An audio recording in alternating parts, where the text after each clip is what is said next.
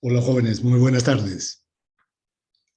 Vamos a iniciar la clase como habíamos quedado con la cantidad de alumnos que haya, ¿no? Que si poco a poco nos vamos a ir acostumbrándonos a asistir puntualmente a la clase para aprovechar al máximo el tiempo. A mediodía más o menos les envié un correo donde les anunciaba que mañana he programado la prueba de entrada a las 5 de la tarde. Esta prueba es bastante importante, ¿no? Desde varios puntos de vista. Uno es para que yo tenga referencias con qué nivel de conocimientos de los cursos previos llegan ustedes a motores, sobre todo en cuanto a los conceptos de termodinámica y mecánica de fluidos, pero a un nivel básico, ¿no? Que si esta prueba no es difícil, es una prueba sencilla, que consta de 12 preguntas solamente. Es para respuestas de opciones múltiples, por eso que el tiempo es de media hora.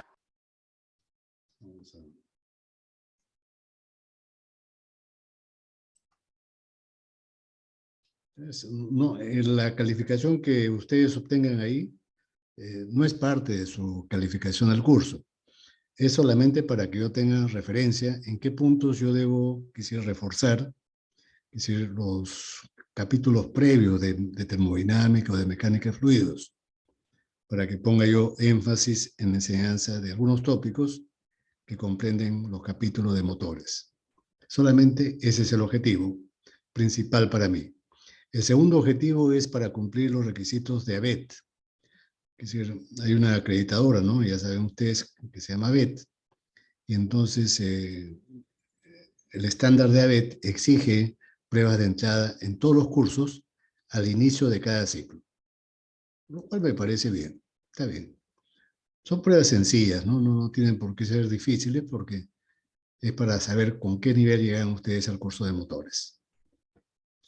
Después habíamos quedado también en la clase pasada que sería bueno que haya un delegado de la sección. No, esta persona, este delegado, obviamente no lo voy a recargar con trabajos ni nada por el estilo. Simplemente es para que canalicen ustedes algunos pedidos generales que tengan, ¿no? De repente mejorar el audio, el video, o de repente, no sé, más iluminación, o cualquier reclamo que tengan, ¿no? En el curso. Todo lo pueden canalizar a través del delegado. Eso no significa que ustedes, cada uno de ustedes individualmente puedan hacer los pedidos. También lo pueden hacer, ¿no? Pero hay pedidos grupales, hay pedidos de toda la sección, entonces eso se pueden hacer a través de los delegados, un delegado de la sección. Entonces yo quisiera que al final de esta clase ya ustedes elijan a un delegado, ¿no? Para que hagan las funciones que les he mencionado. En la clase pasada nos quedamos viendo algunos de los criterios que se utilizan para clasificar a los motores, ¿no? Estos criterios sirven para diferenciar los diferentes tipos de motores que se utilizan, de acuerdo, por ejemplo, al el campo de aplicación, la forma como se realiza el ciclo mecánico de trabajo, el tipo de encendido que utiliza el motor para encender el combustible, valga la redundancia, ¿no? El tipo de combustible que se utiliza, etcétera, etcétera. Ahí nosotros vamos a explicar nueve criterios. Ya hemos hecho 4 o 5 y en la clase de hoy vamos a hacer los restantes. Pero antes de comenzar esto, no sé si hay alguna pregunta que tengan ustedes de la clase pasada o de cualquier otro aspecto. Por ejemplo, de la prueba de entrada o de cualquier asunto que ustedes quisieran preguntarme. No sé si a todos les llega el enlace del Zoom. Si tuviesen algún compañero al cual no le llegue el enlace, por favor que me escriba a mi correo. Le pueden dar ustedes mi correo para que yo inmediatamente lo agregue a la lista. Ya, oficialmente tengo 37 alumnos que están matriculados en ORCE en el curso. ¿Ya? Pero pueden haber algunos otros, ¿no? Que de repente se han matriculado como caso especial y esos casos especiales quizás todavía no han llegado. Entonces, si conocieran de algún compañero que necesita que sea acceso al Zoom, al enlace del Zoom, o a las clases grabadas, o también podría ser a los PPTs o los libros virtuales, lo mismo.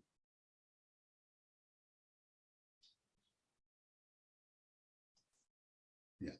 Entonces vamos a compartir pantalla con ustedes.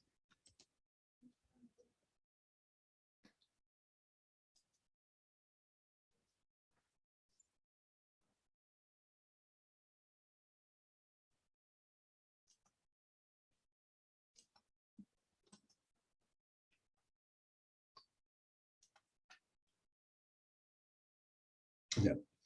Habíamos visto, por ejemplo, según el campo de aplicación, ¿no? Que es el criterio más básico, ¿no? El que se entiende con facilidad. Dijimos que había dos grandes grupos, motores para vehículos de transporte en sus diferentes modalidades, ¿no? Terrestre, marítimo, aéreo, por carreteras, fuera de carreteras, ferrocarriles, etc. Y también el otro gran grupo son motores estacionarios. Hay una pequeña cantidad de motores que no son ni de transporte, ni para vehículos de transporte, ni tampoco para la generación de energía eléctrica. No son estacionarios.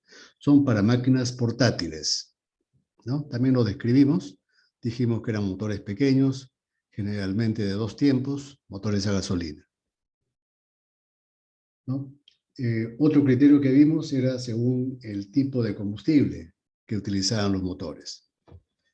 Así, cuando Rudolf Diesel inventó el motor diésel, su motor diésel, él mencionó, ¿no?, como parte de su patente, que su motor era capaz de quemar cualquier tipo de combustible, sólido, líquido o gaseoso.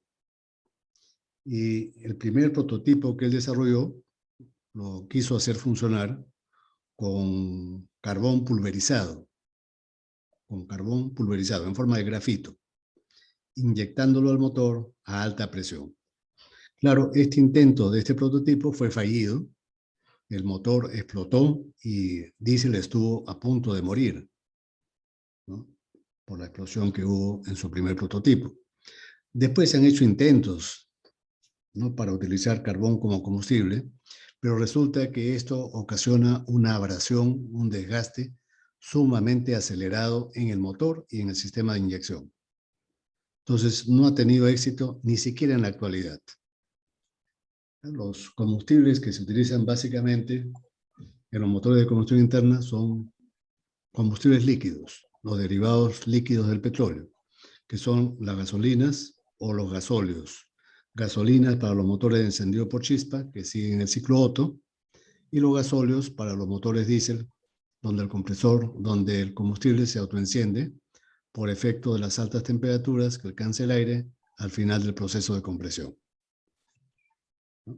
En la actualidad, estos combustibles, gasolinas y gasóleos, en muchos países ya no se venden puros, ¿no?, sino que la gasolina, por ejemplo, se lo mezcla con una pequeña cantidad de etanol, que es un alcohol, ¿no?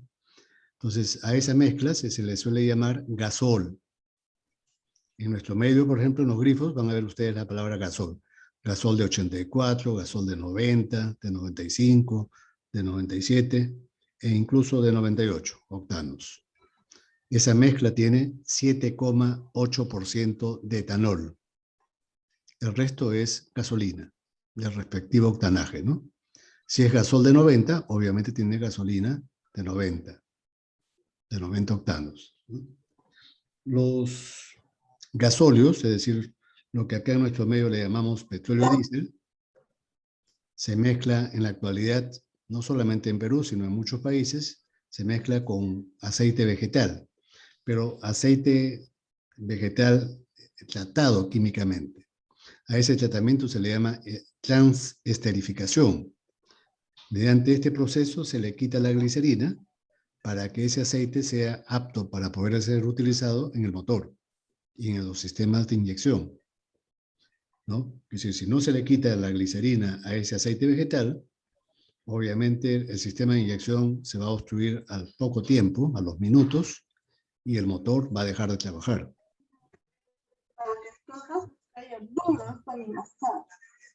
Entonces se mezcla acá, por ejemplo, las gasolinas. Vamos a ver un ratito. O sea, la gasolina se la mezcla con alcohol. Gasolina más etanol. Les pido, por favor, desconectar su micro. Y se le llama gasol. Al petróleo se mezcla el diésel 2, el petróleo diésel 2, más biodiesel. El biodiesel es un aceite vegetal con un proceso químico llamado transesterificación.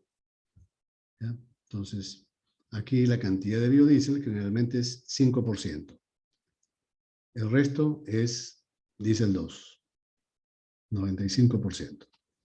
En el caso del gasol que se vende en el Perú, tiene 7,8% en volumen de etanol.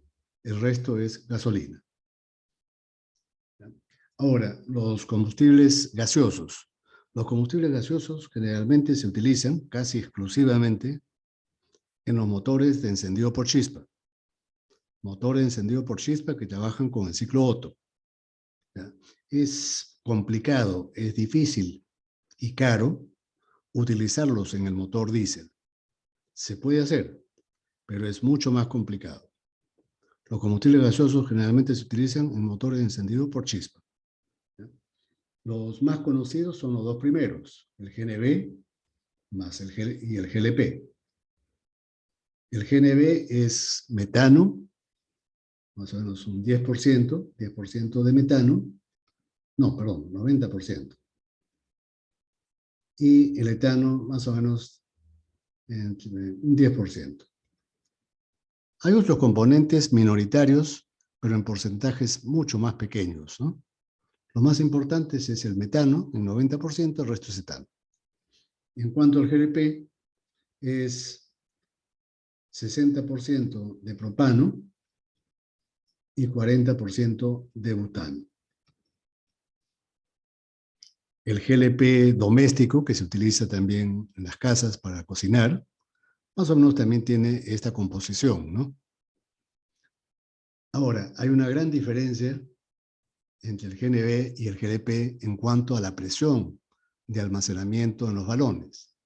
Mientras que el GNV se almacena hasta una presión de 200 bares en nuestro país, la presión máxima en los tanques llega hasta 200 bares, cuando el tanque está lleno a full, ¿ya? 200 bar. En cambio, el GLP es una presión mucho menor, de 4,5, digamos, hasta 5,5. Esto depende de la envasadora, ¿no? Esa presión depende de la envasadora, pero está en ese rango. ¿Está claro? Entonces, estos gases, el propano y el butano, a las condiciones atmosféricas estándar, es decir, a una atmósfera y 20 grados centígrados, están en estado gaseoso, pero tienen la ventaja que con una pequeña compresión se licúan, pasan al estado líquido, y entonces su densidad, ¿no? Y la densidad energética crece notablemente. ¿Qué cosa es densidad energética? El contenido en megajoules por litro que hay en un balón. ¿Cuántos megajoules de energía hay por litro? Cuando un gas se licúa, esa densidad energética crece notablemente. ¿Y qué cosa implica eso? Que en un pequeño volumen yo puedo almacenar una cantidad apreciable de combustible y de energía. Eso, por supuesto, me aumenta los kilómetros que yo pueda recorrer. En cambio, con el GNV, el gas natural vehicular, no ocurre eso. Es decir, a 200 bares sigue estando en estado gaseoso. No se licúa. ¿Ya? Para yo poder licuarlo tendría que enfriarlo. ¿A cuánto? A una temperatura de menos 163 grados centígrados. Ese rango de temperatura, ese valor, corresponde a temperaturas criogénicas. Así se les llama, ¿no? Temperaturas muy por debajo del 0 grados centígrados. Eso requiere, por supuesto, tanques, es decir, adiabáticos, tanques que estén aislados térmicamente del exterior, para que ese líquido no se vaporice en el balón. No queremos que esté en estado de vapor en el balón, sino que se mantenga en estado líquido para que en ese volumen se almacene una gran cantidad de energía. ¿Está claro? Otro gas que se emplea, pero a nivel mucho más restringido, ¿no? A nivel local, en algunos sitios, en algunas granjas, se utiliza, por ejemplo, el biogás. El biogás proviene de la fermentación de productos de desecho, generalmente estiércol o productos vegetales en descomposición, residuos, ¿no? Que se fermentan en unos recintos llamados biodigestores, y entonces, después de que se haya procesado esos residuos sólidos, se forma el metano con CO2. Metano con CO2. Más o menos en una proporción de 50-50. 50% de metano, 50% de CO2. Pero repito, eso es mayormente en granjas, ¿no? Granjas. En nuestro país, en nuestro medio, por ejemplo, es decir, ahí en el relleno sanitario de Huaycoloro, hay un gran biodigestor construido técnicamente con todos los estándares técnicos respectivos de los biodigestores. Entonces, esa basura, después de un tiempo, una basura pues, que sea seleccionado, ¿no? Como en otros países. Se selecciona, por ejemplo, los productos orgánicos, se separa los vidrios, se separa los metales, y solamente en el biodigestor se ponen los productos orgánicos, basura o residuos agrícolas, para que se pueda fermentar, ¿no? Se fermenta y después de la fermentación anaerobia se genera el metano. Ese metano es susceptible de ser quemado en un motor de encendido por chispa, con un equipo especial, por supuesto. El hidrógeno, por ahora todavía es un poco complicado, ¿no? Complicado de generar, de almacenar y de ser utilizado en los motores. Sin embargo, se lo considera como un combustible que va a tener una utilización importante en unas cuantas décadas, ¿no? Unas 3, 4 décadas. No va a ser el combustible mayoritario, pero sí pues, va a ser un combustible importante. ¿Está claro? El hidrógeno se puede quemar también en un motor de combustión interna, ¿no? Ustedes saben que después de la combustión del hidrógeno se genera agua solamente, y por eso que se lo considera un combustible líquido limpio del punto de vista ecológico.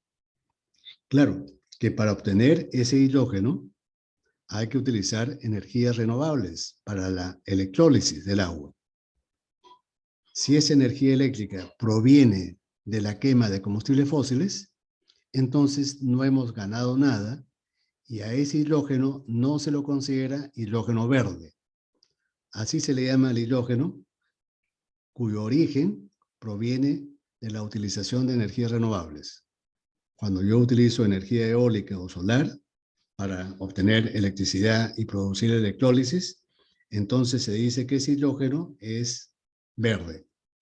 Si la electricidad no proviene de energías renovables, entonces ya no es verde, ya no es, digamos, ecológicamente amigable, ¿no? Entonces, este es un combustible del futuro, no futuro lejano, es un futuro mediano, a mediano plazo. ¿Está claro? También mencioné algo que no sé si ustedes lo llegaron a apuntar, porque no me preguntaron, pero no sé si lo mencioné o no. Los combustibles que se utilizan en motores de encendido por chispa, es decir, lo que sigue en el ciclo Otto, tienen que tener una temperatura de autoencendido muy alta. ¿no es cierto? Muy alta. ¿Por qué? Porque durante el proceso de admisión, al motor ingresa aire más combustible. Y entonces, durante el proceso de compresión, si este motor tuviese una relación de compresión muy alta, entonces habría el peligro inminente de que ese combustible con el aire se autoencienda prematuramente, antes de que el pistón llegue al punto muerto superior y también, por supuesto, antes de que salte la chispa eléctrica. Eso es inaceptable, ¿no? Inaceptable. Que el combustible se autoencienda prematuramente es inaceptable. ¿Por qué? Porque si el pistón recién está subiendo en la carrera de compresión y si es que el combustible se autoencendiera, entonces esa explosión va a provocar una alta presión de gases que se oponen al movimiento ascendente del pistón, se oponen a la compresión, consumiendo inútilmente energía y provocando temperaturas excesivamente altas durante el proceso de combustión. Eso puede provocar que algunas partes del motor se fundan, sobre todo las partes que son de aluminio. Recordemos que los pistones, por ejemplo, de los motores de automóviles actuales son de aleaciones de aluminio, ya no son de acero.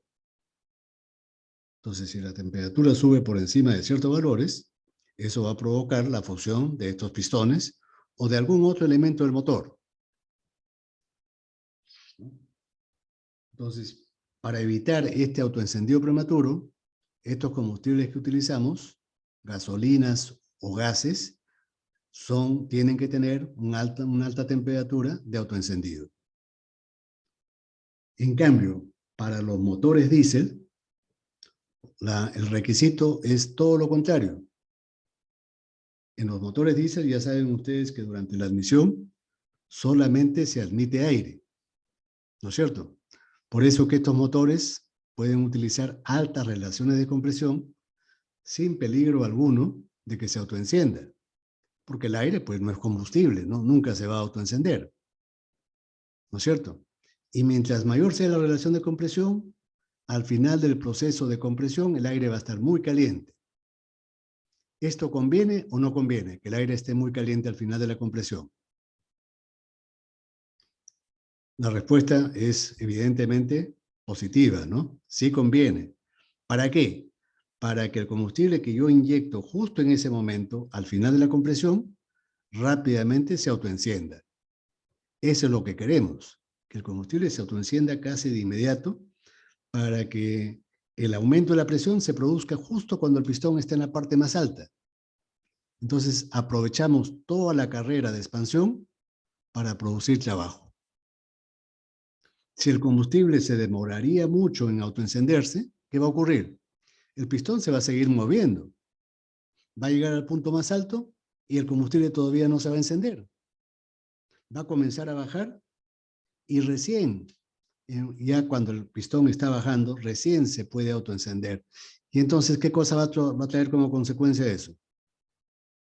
Que la expansión y la combustión van a ser débiles. No van a generar ni trabajo ni energía útil en cantidades apreciables. Entonces, nosotros requerimos que el combustible en el motor diésel se autoencienda con rapidez para que la combustión se produzca al inicio del proceso de combustión, cuando el pistón está cerca del punto muerto superior, no cuando el pistón ya bajó.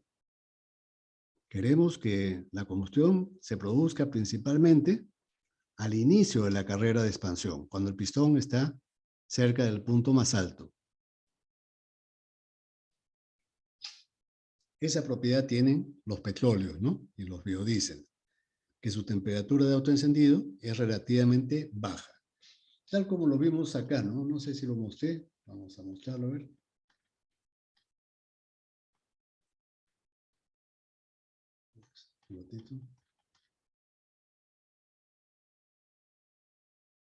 Acá está.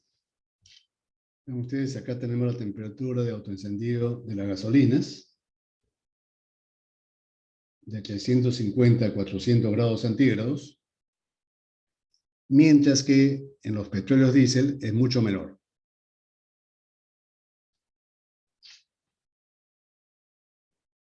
¿Ya? Entonces, los requisitos de autoencendido son contrarios de las gasolinas con respecto a los gasóleos. Ya ahora es fácil entender por qué, ¿no? ¿Por qué? ¿Tienen alguna pregunta, por favor? ¿Tienen alguna pregunta? Ah, sí, profesor, disculpe. Ya, está bien. Usted mencionó que los combustibles líquidos estaban más enfocados a lo que era los motores de compresión.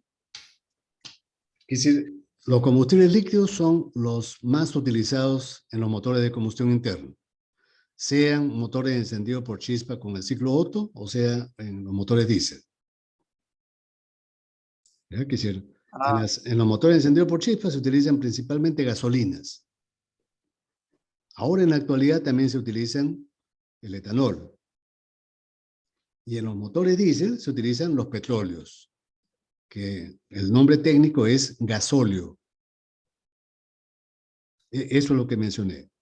Ahora, hay combustibles alternativos a los combustibles líquidos, que son los gases. GNV, GLP, biogás, hidrógeno. Pero estos combustibles gaseosos generalmente se utilizan en motores de encendido por chispa, los que siguen el ciclo Otto, los que normalmente trabajan con gasolinas. No en los motores diésel, ahí es mucho más complicado utilizarlo.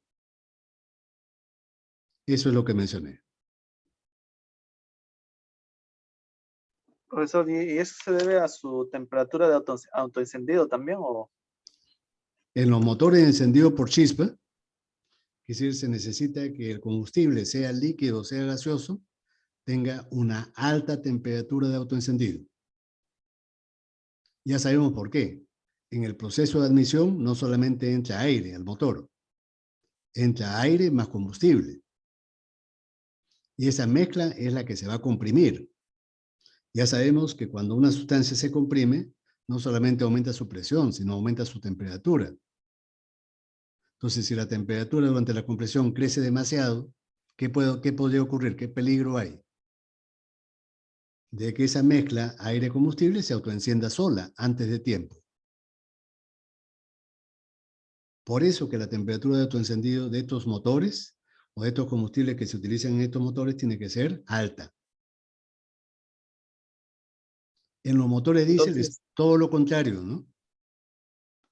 entonces, profesor, el GNV, el GLP, el biogás tienen esa propiedad Sí, de que su temperatura. y las gasolinas también, de altas temperaturas de autoencendido. Ah, listo. ¿Cuál era el problema que se presentaba también con los motores diésel? En los, moto ¿Es esa propiedad o otra? en los motores diésel, la temperatura de autoencendido tiene que ser baja. ¿Por qué? Que si recordemos que en los motores diésel el combustible se inyecta recién al final del proceso de compresión, ya cuando el pistón está en el punto más alto. Y entonces el combustible tiene que autoencenderse con rapidez para que la alta presión que genere el encendido se produzca cuando el pistón está en la parte alta, ¿no? En la parte alta de su recorrido, en el punto muerto superior. Si demorase mucho tiempo en autoencenderse, ¿qué podría ocurrir? El pistón se va a seguir moviendo, llega al punto más alto y va a comenzar a bajar. Si el pistón baja casi por completo en la carrera de expansión, ¿de qué serviría de que el combustible recién se autoencienda ahí? Ya no produciría trabajo, ¿no es cierto? Lo importante es que el trabajo se produzca cuando el pistón se encuentra cerca del punto más alto. A ver, ponemos acá. Acá, ¿no es cierto? Cuando el pistón está en la parte alta, ahí debe autoencenderse. Cuando el pistón está acá, en este punto. Para eso, como yo inyecto el combustible acá, se inyecta el combustible, hay muy poco tiempo para que se autoencienda. Para que ocurra eso, para que el autoencendido sea rápido, su temperatura de autoencendido tiene que ser baja. Para que la Ah, combustión, para que la combustión comience cuando el pistón está en la parte alta. De nada serviría que el pistón siga bajando y que el combustible todavía no se haya autoencendido. ¿Qué pasaría si el combustible recién se autoenciende cuando el pistón está aquí? Ya casi por finalizar la carrera de expansión. ¿Serviría de mucho? No. No. Serviría de muy poco, porque ya la carrera de expansión ya está por terminar. Por eso que tiene que autoencenderse con rapidez el petróleo. Listo, ingeniero, gracias. Ya, de nada. Ahora, a ver, otro criterio de clasificación. El cuarto. Vamos a ver el cuarto. Ya hemos visto el quinto. Hemos visto el sexto. Falta el cuarto. Dice, según el procedimiento de formación de la mezcla. ¿A qué mezcla nos estamos refiriendo? Obviamente a la mezcla aire-combustible. ¿No es cierto? Según este criterio, hay dos tipos de formación de la mezcla. Formación externa de la mezcla, es decir, el combustible se mezcla con el aire fuera del cilindro del motor, cuando todavía no ha ingresado al cilindro. Ese es el caso típico, por ejemplo, de los motores de gasolina con carburador. O los motores a gas, que utilizan GNV o GLP. El gas también se suministra antes de que el combustible entre al motor, al cilindro del motor, ¿no? Al cilindro del motor. Se utiliza un dispositivo llamado mezclador.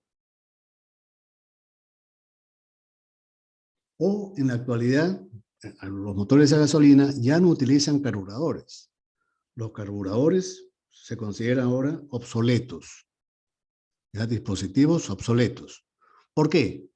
¿Por qué son obsoletos? Porque ya son, es decir, no es útil utilizar carburadores en los motores de gasolina actuales. Porque tienen un defecto intrínseco estos carburadores. Es decir, cuando...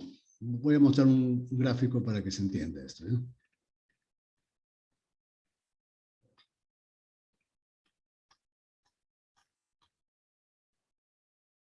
Este es un motor a gasolina con carburador, el que se muestra en la parte izquierda. Este es el motor, es el esquema de un motor, ¿no? Y aquí tenemos el carburador amplificado. Amplificado. ¿Qué cosa hay en el carburador? En el carburador hay un Venturi. Este es el tubo Venturi, este de acá. Este o este de acá, es lo mismo. Un tubo Venturi. Tenemos una cuba de combustible, una cuba, un recipiente. Esta es la cuba. Con su flotador.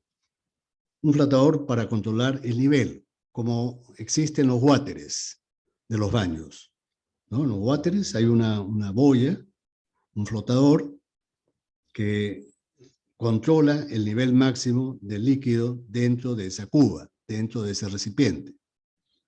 Cuando alcanza cierto nivel, deja de ingresar gasolina, ¿no? Ya no entra más, se cierra. Esta es la cuba, con su flotador. Y hay unos tubitos que se llaman surtidores. Surtidores. ¿Qué cosa ocurre? Cuando el pistón desciende en la carrera de admisión, ya sabemos que aquí se produce vacío. Y ese vacío es el que succiona al aire y al combustible. Entonces el aire comienza a ser succionado y entra al Venturi del carburador. Pero el Venturi tiene una garganta angosta. ¿Qué cosa creen ustedes que le pasa al aire cuando pasa por esa zona angosta? Por la ecuación de Bernoulli, ¿qué le pasa al aire? Se acelera, ¿no es cierto? Se acelera. Y al acelerarse, produce un vacío local. Produce vacío. Este vacío que se forma en la garganta del Venturi, lo utilizamos para succionar la gasolina. Sube la gasolina por este tubito surtidor, es un tubito capilar, sube, se aspira y por la corriente de aire se dispersa. Se dispersa. Y poco a poco se va vaporizando. Esas gotitas se van vaporizando. y una gran parte del combustible ya entra en estado vapor, gasolina vaporizada. Gasolina vaporizada. Claro, es inevitable que hayan gotas líquidas que entren, ¿no? Estas gotas líquidas van a terminar de vaporizarse ya dentro del cilindro en pleno proceso de compresión. Esa propiedad tienen las gasolinas, ¿no? Que son volátiles, que rápidamente se vaporizan. Pero ¿qué cosa resulta? Que este carburador solamente pulveriza bien el combustible cuando el aire entra a gran velocidad y cuando entra gran cantidad de aire. Esas son las condiciones para que el combustible se vaporice adecuadamente, que el aire entre a velocidad y en gran cantidad. Si no se cumplen esas condiciones, la vaporización y la pulverización son defectuosas. ¿Cuándo ocurre eso? Cuando el motor, por ejemplo, trabaja con baja velocidad. ¿Y en qué condiciones un motor de gasolina trabaja con baja velocidad? Cuando, por ejemplo, lo hacemos funcionar en la ciudad. En las horas punta, en las horas de alta congestión, el motor trabaja a baja velocidad. En esas condiciones, esta válvula de mariposa, acá tenemos una mariposa, que regula la cantidad de aire y de mezcla que ingresa al motor. Esa válvula de mariposa está controlada por el acelerador, ¿no es cierto? El acelerador que está en la cabina del chofer. Cuando el chofer pise el acelerador, esta mariposa se abre y el aire ingresa a gran velocidad y en gran cantidad. Pero eso no ocurre en la ciudad. Nosotros pisamos el acelerador a fondo solamente cuando vamos en una carretera libre y recta, ¿no? En la ciudad es imposible que eso ocurra. Apenas si pisamos el acelerador porque las condiciones de tránsito no nos permiten correr pues a 180 kilómetros por hora. En esas condiciones, el carburador trabaja ineficientemente. La pulverización es muy defectuosa y el combustible se pulveriza mal. Cuando el combustible se pulveriza mal, no logra vaporizarse por completo. Y ya sabemos qué le pasa al combustible que no se vaporiza por completo. ¿Qué le pasa a la combustión de un combustible que no ha logrado vaporizarse por completo? La combustión será completa o incompleta. Incompleta, ¿no es cierto? Y la combustión incompleta, ¿qué cosa produce? Alta contaminación. ¿Ya? Muchos hidrocarburos no quemados o quemados parcialmente. Esos hidrocarburos no quemados no solamente es desperdicio energético, sino también alta contaminación ambiental. Por eso que el carburador ha pasado a la obsolescencia. Ya en los países desarrollados no se utilizan en los vehículos. ¿Qué cosa se utiliza en su lugar? Se utilizan unos inyectores. Unos inyectores. Al principio, en los años 70, 80, apareció la inyección de gasolina. Y entonces vean ustedes, el primer sistema se llamaba sistema monopunto. Monopunto. Un solo inyector para todo el motor. Un solo inyector. Antes de la válvula de mariposa, de todas maneras, había una válvula de mariposa que controlaba la cantidad de aire que ingresaba al motor. Pero inmediatamente este sistema evolucionó. Ya los fabricantes comprendieron que era mejor ponerle un inyector por cada cilindro. Un inyector. Y apareció el sistema multipunto. Sistema multipunto. Pero vean ustedes, se mantiene la válvula de mariposa. Se mantiene la válvula de mariposa. ¿Ya? Entonces, ¿qué ventaja tiene este sistema de inyección de gasolina con respecto al carburador? Que el combustible que llega al inyector proviene de una bomba eléctrica, una bombita eléctrica que está en el tanque de combustible. Y esa bomba siempre está trabajando por la electricidad proveniente de la batería. Siempre está trabajando en forma eficiente. Y por lo tanto, la pulverización del combustible ya no depende ni de la velocidad ni de la carga del motor. Ya no importa cuánto esté pisando el acelerador del chofer. Esa bomba siempre va a provocar una buena pulverización. Por supuesto, esa buena pulverización me va a garantizar que todo el combustible se vaporice y que la combustión sea mucho más eficiente. ¿Está claro? Por eso que la inyección de gasolina desplazó casi por completo al carburador. Ya los carburadores en los motores, es decir, en los países desarrollados, europeos, norteamericanos y asiáticos, ya no se utilizan. Salvo para pequeñas máquinas, ¿no? Pero no para automóviles.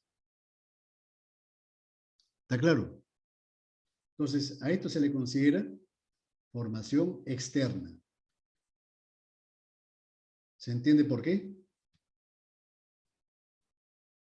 Vean ustedes que la mezcla aire-combustible se produce en esta zona, ¿no? Antes que la mezcla ingrese al motor. Entonces, la formación de la mezcla es antes que ingrese al motor. Este es un caso especial que lo voy a explicar después. Es la inyección directa de gasolina, ¿no? En los motores modernos, a gasolina, el combustible se inyecta ahora directamente al cilindro. Pero eso lo voy a explicar enseguida, un poquito después. Profesor, Sí. disculpe una consulta. Sí. Y en esos se inyecta el combustible, ¿de todas maneras se utiliza el encendido, la bujía? Por supuesto. Hemos dicho que las gasolinas tienen alta temperatura de autoencendido. Durante el proceso de compresión, esta gasolina, por más que estemos utilizando inyectores, se va a comprimir con el aire. Y entonces siempre va a existir el peligro de autoencendido prematuro. Por eso, esto como la gasolina requiere de todas maneras para el encendido una bujía. ¿Está claro? Mientras mayor es el octanaje de la gasolina, entonces la temperatura de autoencendido es mayor. Y la chispa tiene que ser más potente. ¿Está claro? Todos los motores que utilizan gasolinas o gases necesitan una bujía para el encendido. Su temperatura de autoencendido es alta. Ahora, en los motores diésel, ¿qué pasa en el motor diésel? En el motor diésel, acá vemos un ejemplo, acá. Es decir, este elemento es el inyector de alta presión. En los sistemas actuales, esta presión puede llegar hasta 1500 o 2000 bares. Mientras más alta es la presión de inyección, ¿qué cosa creen ustedes que va a ocurrir con la pulverización del combustible? ¿Va a ser más fina o más gruesa? Más fina. Más fina. Y mientras más fina sea la pulverización, las gotitas se van a encender más rápido, porque más rápido se van a calentar, más rápido se van a vaporizar y más rápido se van a autoencender. En los motores modernos, como hay muy poco tiempo disponible para que el combustible se autoencienda, entonces la presión de inyección tiene que ser muy alta para que las gotitas pulverizadas se autoenciendan con suma rapidez. Pero ¿en qué momento se inyecta el combustible? Eso ya lo hemos explicado, ¿no es cierto? Cuando se produce la admisión, solamente entra aire. Cuando el pistón desciende. Después el pistón comienza a subir en la carrera de compresión y se comprime solamente aire. ¿En qué momento se inyecta el combustible? Cuando el pistón está cerca del punto muerto superior, al final del proceso de compresión. Recién ahí se inyecta el combustible. ¿Y por qué motivo? Porque al final de la compresión, el aire ya está muy caliente. Digamos, entre unos 500 y unos 700 grados centígrados. Con esa temperatura, el combustible que yo inyecte rápidamente se va a autoencender. Mientras más caliente esté el aire, mejor. Más rápido va a producirse el autoencendido. ¿Está claro?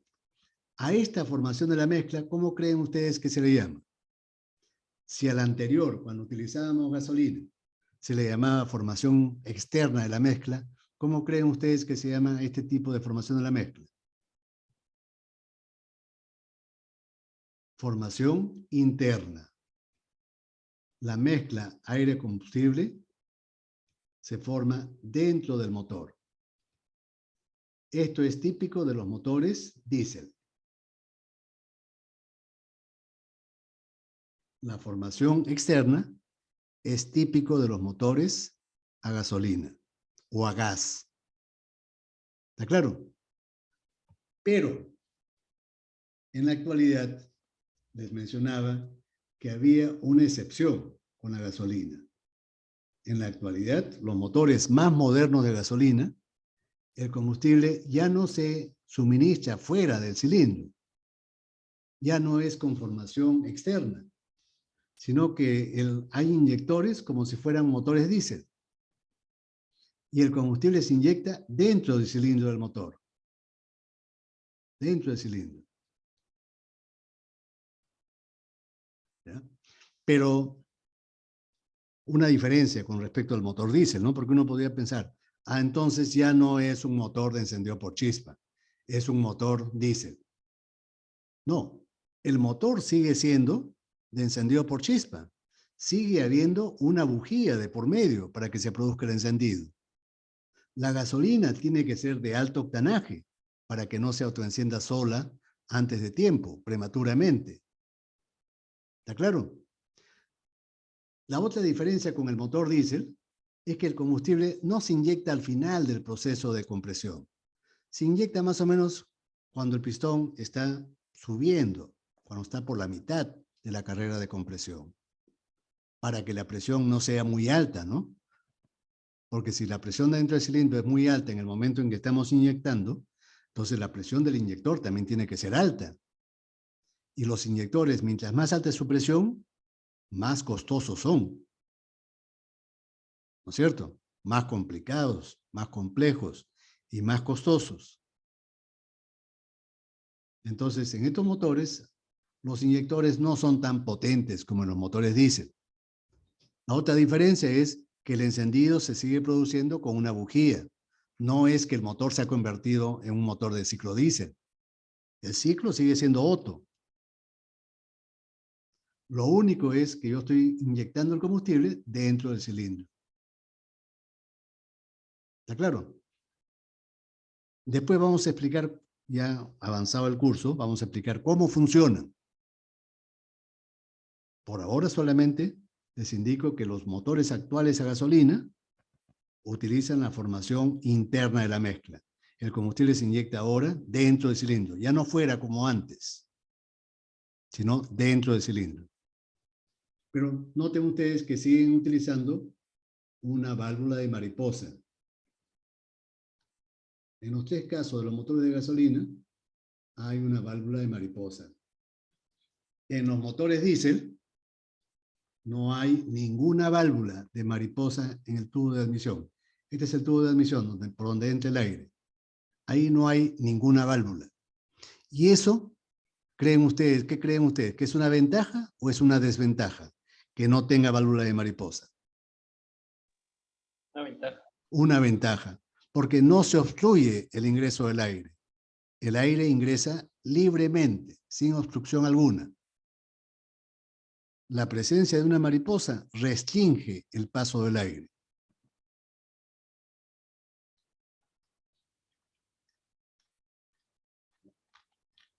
Otro criterio. Séptimo. Según la forma de cómo se regula la cantidad de mezcla aire-combustible con la carga del motor. ¿Qué cosa significa esa terminología, no? Que de repente, seguramente es desconocida para usted, para ustedes. ¿Qué cosa es carga? Carga es toda aquella fuerza externa que se opone al movimiento del motor y del vehículo, si es que el motor es para un vehículo. Por ejemplo, ¿qué fuerzas se oponen al movimiento de un vehículo? Por ejemplo, el rozamiento. Entre las llantas y el pavimento hay rozamiento. Esa fuerza de rozamiento se opone al movimiento del motor, ¿no es cierto? Y esa fuerza de rozamiento sabemos que crece cuando hay mayor cantidad de peso que lleva el vehículo. Recuerden que la fuerza de rozamiento es el coeficiente mu por la normal. Y esa normal está en relación directa con el peso que transporta ese vehículo. ¿No es cierto? Si el vehículo transita a mayor velocidad, hay mayor fuerza de resistencia, de arrastre, del viento. ¿No es cierto? Si el vehículo va a más velocidad, la fuerza de arrastre crece notablemente con el cubo de la velocidad, ¿no? La potencia. La fuerza crece con el cuadrado. ¿Ya? Otra fuerza que se opone al movimiento es la pendiente del camino, si es que el motor es vehicular. Si hay más pendiente, hay mayor oposición al movimiento del vehículo y al movimiento del motor. A eso le vamos a llamar carga. La fuerza externa que se opone al movimiento del motor. ¿Está claro? O torque también. Podemos llamarle fuerza o el torque, su equivalente, ¿no? Fuerza o torque. ¿Está bien? Ahora, si el motor, digamos, está sometido a más carga, obviamente tiene que el motor desarrollar más potencia para que no se apague, para que no se frene. ¿No es cierto? Si el motor está sometido a mayor carga, entonces este motor tiene que desarrollar más potencia. ¿Cómo hacemos para que el motor desarrolle más potencia? De ahí viene la clasificación. Nosotros podemos regular la carga o la cantidad de mezcla de forma cualitativa, lo cual es válido en los motores diésel, o de forma cuantitativa, lo cual es válido en los motores de encendido por chispa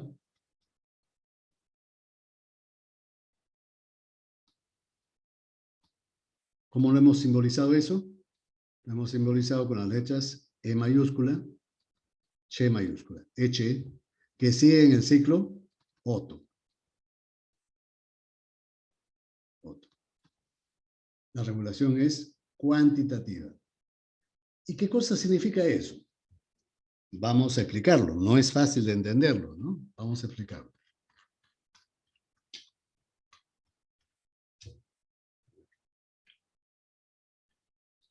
Y vamos a utilizar un ejemplo fácil de entender. Vamos a suponer que tenemos un pequeño camión, ¿ya? Que transporta, que en su tolva transporta ladrillos o cualquier carga, saco de arena o saco de cualquier cosa. ¿Ya? Y entonces, en la tolva, encima de la carga, tenemos el ayudante del chofer. Y hacemos un experimento, ¿ya? Un experimento. Vamos a suponer que el motor, que el vehículo puede tener alternativamente o un motor diésel, o también le podemos cambiar el motor y le podemos poner un motor encendido por chispa a gasolina. ¿Está bien? El experimento consiste en mantener estas condiciones de manejo. Estas son las condiciones del experimento. Primera condición, que la velocidad del vehículo y del motor sean constantes. Si estamos yendo, por ejemplo, a 70 kilómetros por hora, mantener esa velocidad constante. y la velocidad del cigüeñal también constante. Por decir, 3000 RPM. Constante. Por ejemplo, ¿no? Podría ser 2500, cualquier cifra que se nos ocurra. Constante. ¿Ya?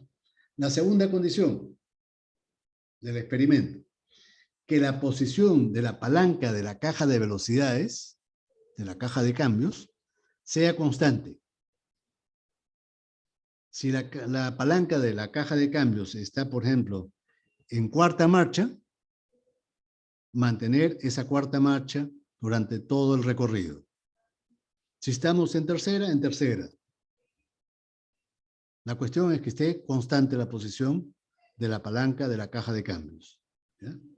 Y entonces, el ayudante del chofer, a medida que el vehículo se desplaza con velocidad constante, ¿qué cosa es lo que va a hacer? Va a ir tirando los sacos de arena o los ladrillos al camino. ¿Ya? Va a arrojar al camino. ¿Y qué cosa le va a pasar entonces al motor del vehículo y al vehículo? Que a medida que el chofer, que el ayudante vaya haciendo eso, la carga a la cual está sometido el motor va a ir disminuyendo. ¿No es cierto? Porque disminuye la fuerza normal. Si el peso que transporta el vehículo disminuye, entonces la fuerza de rozamiento también va a disminuir. Y el motor va a tener que cada vez desarrollar menos potencia. ¿No es cierto? Porque la oposición está disminuyendo. Y además nos hemos puesto como condición de que la velocidad del vehículo y del motor sean constantes. Para que eso se mantenga así, tal como lo hemos establecido, ¿qué cosa tendría que hacer el chofer con respecto al pedal del acelerador? ¿Ir pisando cada vez más el acelerador o ir soltando el acelerador? Ir soltando. Ir soltando. Cualquiera sea el motor, el chofer, para que el vehículo siga con velocidad constante, tiene que ir soltando el pedal del acelerador.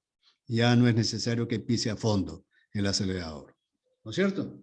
Y entonces, el primer caso va a ser cuando el motor sea con carburador.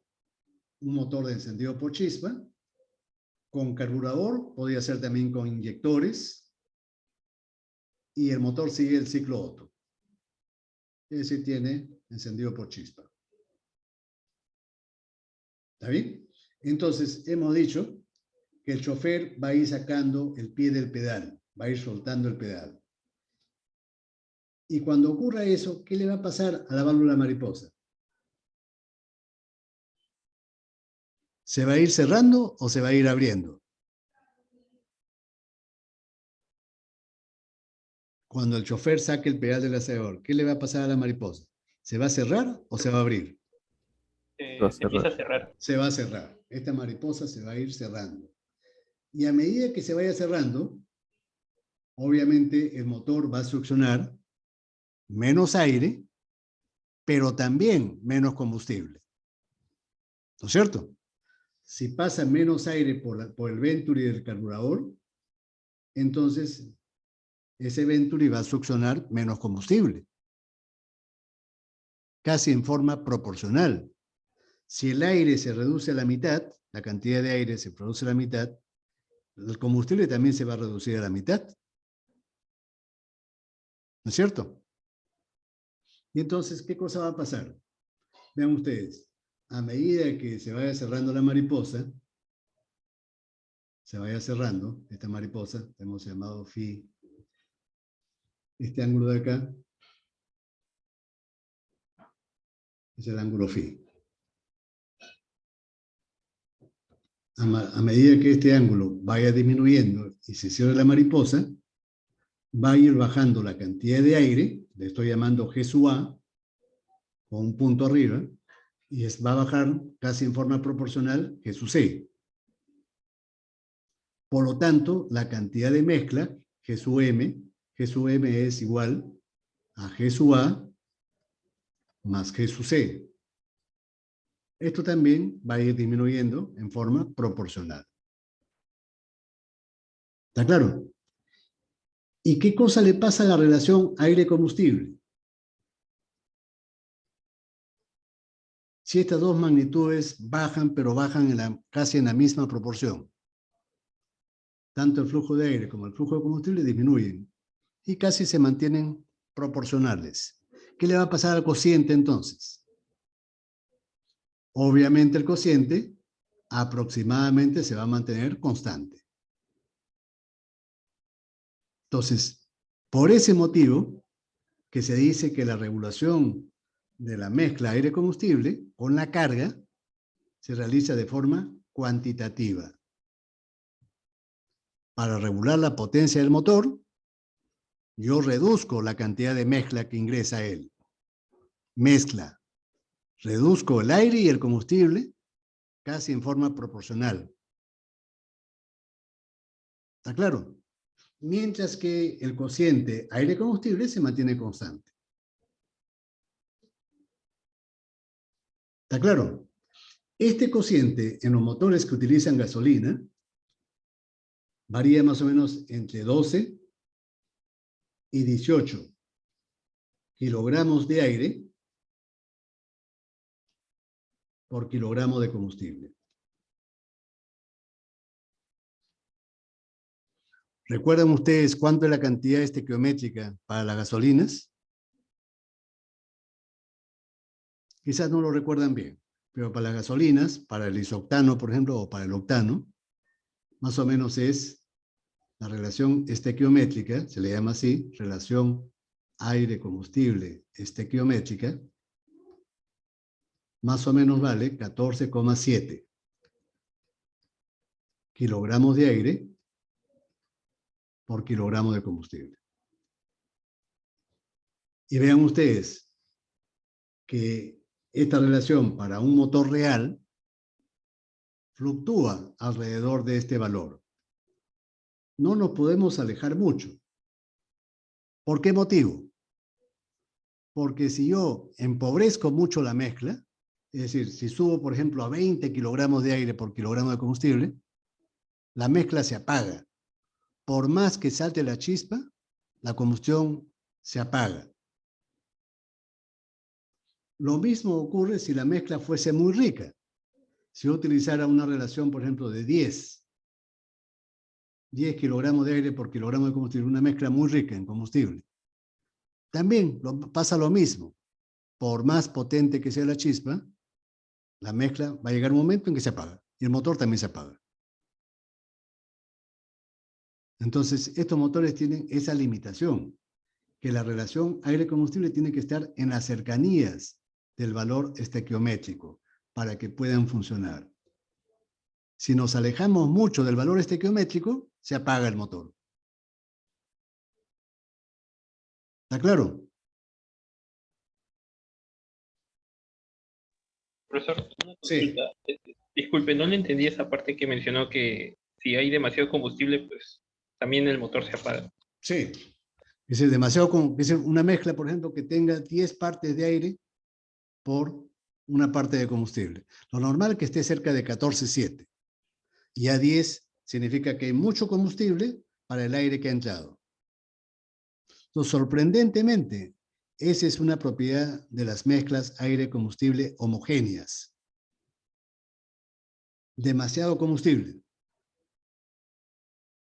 Ya uno podría pensar, más combustible va a arder mejor, ¿no? La llama va a ser más intensa. Eso es al aire libre. Cuando quemamos gasolina al aire libre, a eso se ocurre, porque hay aire de sobra. Pero acá es dentro del motor. ¿Ya? Si yo pretendo enriquecer mucho la mezcla, no va a ocurrir lo que nosotros intuitivamente pensamos, que la mezcla va a arder más intensamente. No, no ocurre eso. Se apaga, sorprendentemente. Eso, claro, lo vamos a entender cuando expliquemos el proceso de combustión. Ahorita estoy hablando generalidades solamente. Ya, no pretendo que con esta breve explicación se entienda todo el fenómeno de la combustión. No, sino simplemente les estoy diciendo qué cosa es lo que va a pasar. Ya cuando lleguemos al proceso de combustión, ahí lo vamos a entender a cabalidad. ¿Por qué se apaga?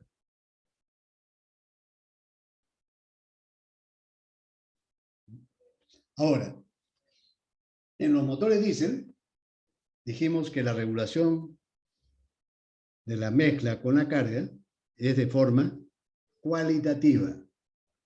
Regulación cualitativa.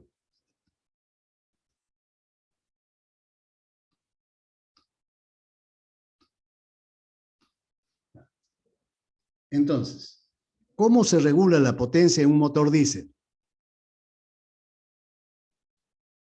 En ese mismo camión que hemos puesto como ejemplo, dijimos que a medida que el ayudante vaya botando los latidos al camino, de todas maneras el chofer va a ir sacando el pie del pedal. ¿Ya? Entonces el pedal lo va a ir soltando el chofer, lo va a ir soltando. Pero en este caso dijimos que los motores diésel no tienen válvula de mariposa. Entonces, si el acelerador no está unida a la mariposa, ¿a qué cosa está unida entonces? Está unido a algún dispositivo de la bomba de inyección. Algún dispositivo. ¿Qué dispositivo es la bomba? En muchos casos a una cremallera. Una cremallera es una barra con dientes. Y cuando yo suelto o muevo el acelerador, esta cremallera se mueve, esta de acá, para la derecha o para la izquierda. Y cuando ocurre eso, cambia la dosificación del combustible que se inyecta al motor. En otras palabras, cuando yo empujo el acelerador, estoy actuando directamente sobre la bomba de inyección, suministrando mayor o menor cantidad de combustible. No es como en el caso de los motores de carburador o como en el caso de los motores de inyección de gasolina, que el acelerador estaba unido a una mariposa. Aquí no, el motor diésel no tiene ninguna mariposa. El acelerador está unido directamente a la bomba. Y entonces lo que yo regulo es la cantidad de combustible. Vean ustedes que en este caso la cantidad de aire se mantiene casi constante. La pregunta que surge de inmediato es, ¿por qué el aire se mantiene casi constante? ¿Cuál de las condiciones que hemos preestablecido es la que determina que la velocidad de la cantidad de aire se mantenga constante? Noten ustedes que hemos puesto como premisa que la velocidad del motor sea constante. Si el pistón se mueve con velocidad constante, ¿no creen ustedes que la succión también va a ser constante? La succión del aire que entra al motor se produce porque el pistón desciende en cada carrera de admisión. Si esa velocidad del pistón se mantiene constante, ¿qué cosa le ocurrirá a la cantidad de aire que ingresa al motor? También se va a mantener constante. Ese es el motivo por el cual ocurre esto, ¿no? Que el aire se mantiene casi constante. Aquí lo estoy poniendo, ¿no? Casi constante. Mientras que el combustible va a ir descendiendo. Ahora, supongan ustedes que al principio, cuando el camión estaba lleno y cuando el chofer pisaba el pedal a fondo, el motor trabajaba con la máxima cantidad de combustible, ¿no es cierto? Vamos a suponer que por cada parte de combustible, por cada unidad de combustible, vamos a unidad de combustible, entran al motor 20 partes de aire, 20 unidades de aire. Cuando hablo de unidades, pueden ser metros cúbicos, pies cúbicos, litros, cualquier unidad. ¿Ya? Siempre que si los motores diésel trabajan con mezclas pobres con respecto a los motores de gasolina. ¿Ya? ¿Cuánto es la relación aire-combustible inicialmente entonces? ¿Cuánto vale la relación aire-combustible? 20. 20. Muy bien. ¿Cuánto vale la suma de estos dos? La cantidad de mezcla. 21 unidades de mezcla entran al motor. Cuando el chofer pisa el pedal a fondo. Supongan ustedes que ahora ya el camión se descargó en la mitad. Se descargó a la mitad del ladrillo nomás queda. ¿Ya? Entonces, al motor le siguen entrando 20 unidades de aire. ¿Y cuántas unidades de combustible ingresan entonces? ¿Entrará una unidad o menos? Menos, ¿no es cierto? Porque el camión ya se está descargando. Va a entrar, digamos, supongamos que es media unidad. Porque hemos descargado la mitad de ladrillos. ¿No es cierto? Entonces, ¿cuánto es la relación aire-combustible en este caso?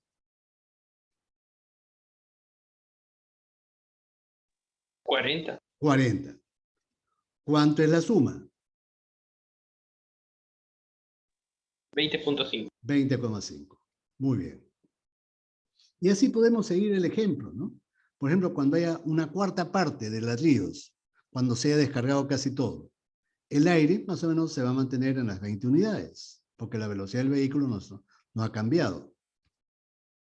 Mientras que el combustible lo vamos a reducir a la cuarta parte. Ya no es necesario pisar el pedal a fondo. La relación aire-combustible en este caso va a ser 80. 81. Y la suma va a ser 20,25 unidades. La suma, ¿no? Lo pongo arriba porque no me alcanza espacio. 20,25 unidades. ¿Se entiende por qué se dice que la regulación de la mezcla es cualitativa? En el caso anterior de los motores de gasolina era cuantitativa. Si nosotros reducíamos la potencia a la mitad, la cantidad de mezcla que ingresaba al motor era la mitad más o menos. Si la potencia se reducía a la cuarta parte, la cantidad de mezcla aire-combustible también se reducía a la cuarta parte. ¿Por qué? Porque la mariposa gobernaba a ambos fluidos, al aire y al combustible. Pero en este caso, la regulación de la potencia se realiza de forma diferente. Yo hago que el motor desarrolle más o menos potencia, actuando directamente sobre la bomba de inyección, no sobre el aire. Entonces vean ustedes, la cantidad de mezcla para las diferentes condiciones casi no cambia. De 21 ha bajado a 20 y de 20 baja a 20,25. No ha cambiado mucho, ¿no? Por eso que se dice que la mezcla varía de forma cualitativa. ¿Por qué? Porque la relación aire-combustible se ha cambiado significativamente. De 20 que trabajábamos con toda la carga, a 80 cuando el motor está casi descargado. La relación aire-combustible se ha cambiado. En el caso anterior, no. En el caso anterior variaba solamente de 12 a 18. Aquí varía de 20 a 80. ¿Se entiende la diferencia? Cuando el motor trabaja con poco combustible, se dice que la mezcla es pobre. Cuando el motor trabaja con mayor cantidad de combustible, se dice que la mezcla es más rica, comparativamente, ¿no? ¿Se ha entendido, por favor? Sí. Ya. Esto que he explicado, vean, que si lo han entendido, muy bien, perfecto. Porque es un poquito difícil de entender, ¿no? ¿Qué cosa es lo difícil de entender? ¿Por qué el aire no cambia, por ejemplo, en este caso de los motores diésel? ¿Por qué no cambia? Porque me he puesto como condición de que la velocidad del vehículo no cambie. Y para que la velocidad del vehículo no cambie, el chofer tiene que ir soltando el pedal. Pero como no hay ninguna mariposa, entonces la cantidad de aire se mantiene casi constante. En los motores que utilizan gasolina, ahí sí cambia la cantidad de aire. A pesar que la velocidad del camión es constante, sí cambia la cantidad de aire que ingresa al motor. ¿Por qué? Porque en el tubo de admisión hay una válvula mariposa a medida que el camión se va descargando, el chofer va a ir soltando el pedal y la válvula de mariposa se va a ir cerrando. Al cerrarse la mariposa, en el caso anterior, no solamente baja el combustible, sino que también baja el aire. ¿Está bien? Entonces, cuando el camión desarrolle la mitad de potencia, la cantidad de mezcla se va a reducir a la mitad, más o menos. Si la potencia que requiero es la cuarta parte, la cantidad de mezcla más o menos se va a reducir a la cuarta parte. En cambio, en el motor diésel no ocurre eso, ¿no? En el motor diésel la cantidad de mezcla casi es igual. De 21 ha bajado a 20 y de 20 bajó a 20,25. No cambia mucho, ¿no? Pero sí cambia la relación aire-combustible, significativamente.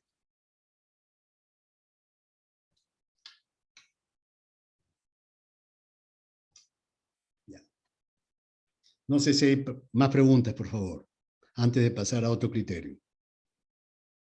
Cualquier pregunta con Profesor, respecto a lo que he dicho, sí. pero eso también ocurre por la manera en cómo se acciona, ¿no? Porque en diésel el pedal está directamente con el combustible, con el Sí, inyector. sí, sí, sí. No estamos obstruyendo al aire. ¿Ya? Ahora, quizás ustedes se pregunten, ¿y cómo se puede producir la combustión con una mezcla tan pobre? Cuando trabajemos con una relación aire-combustible de 80-1, ¿cómo es que el combustible se enciende si es que no hay ninguna bujía? Cuando la relación es 20-1, bueno, se puede entender, ¿no? El combustible se autoenciende porque hay una gran cantidad de combustible. Pero cuando trabajemos con poco combustible, ¿por qué? ¿Cómo se enciende? Vamos a ver acá una pizarra, voy a poner una pizarra. Puede ser el esquema de un motor.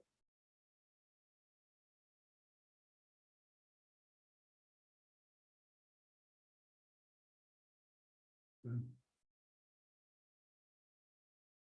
ratito, por favor. Es este, ¿no? Ya.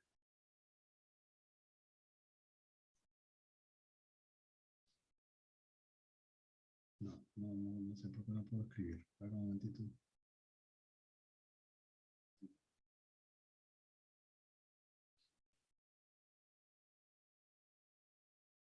Supongamos que este sea el cilindro del motor. Y este sea el pistón. Y el pistón está cerca del punto muerto superior.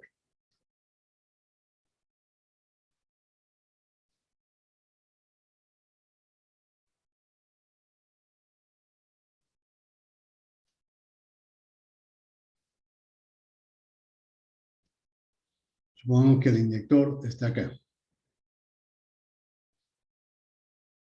Y que inyectamos el combustible. Acá.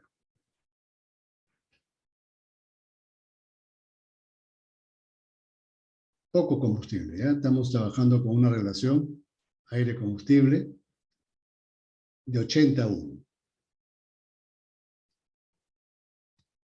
Una pequeña cantidad de combustible inyectamos, y el resto es aire. ¿Ya? Y entonces, cuando yo inyecto el combustible en aire caliente, no es que toda la mezcla sea homogénea. En este momento, aquí cerca del chorro de combustible, la mezcla es puro combustible. ¿No es cierto? Acá es puro combustible. Y en las zonas alejadas del inyector es puro aire.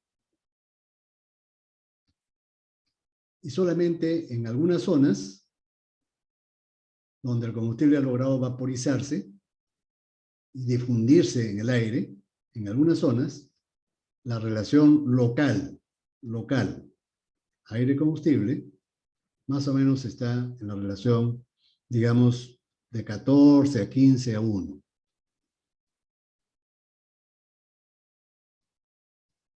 Si el aire en estos puntos es lo suficientemente caliente, por decir unos 400 grados centígrados del aire, entonces en esos puntos se produce el encendido.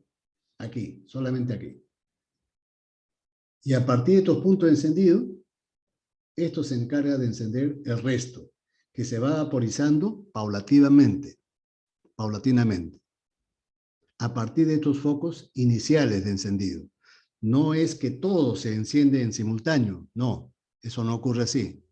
Se encienden inicialmente algunos focos donde las condiciones son idóneas, apropiadas. ¿Cuáles son esas condiciones? Que la relación sea cercana a la estequiométrica y que la temperatura en esa zona sea lo suficientemente alta para que el combustible se pueda autoencender. A partir de esos focos iniciales de encendido, es que el resto del combustible se va a ir incendiando, quemándose paulatinamente.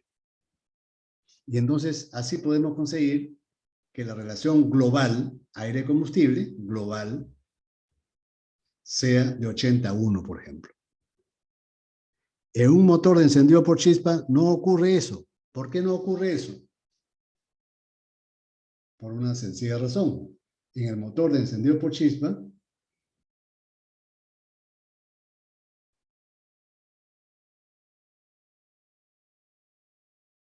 este es el pistón, aquí está la bujía, ya no tenemos inyector, sino bujía. En el momento que salta la chispa, ya todo el combustible con el aire están casi mezclados homogéneamente. Supongan ustedes que este es aire y que este es combustible, el que es de color anaranjado, combustible. Vaporizado, ya se vaporizó. Y la relación aire-combustible en toda la cámara es homogénea, casi constante. ¿Cuánto vale? De 12 a 18 kilogramos de aire por kilogramo de combustible. Cuando salta la chispa, la combustión va avanzando paulatinamente por toda la cámara. Primeramente aparece, se quema lo que está cerca de la bujía y la llama poco a poco se va propagando por toda la cámara. Aquí parece lento, ¿no? Pero en la realidad esta propagación es muy rápida. Se quema todo. ¿Está claro? La condición es que en toda la cámara la relación aire-combustible sea constante y no nos alejemos mucho de la relación estequiométrica. Aquí las condiciones en el motor diésel son diferentes. Por eso que con bajas cargas podemos quemar mezclas tan pobres como valores de 80-1. En un motor de encendido por chispa eso sería imposible. ¿No es cierto?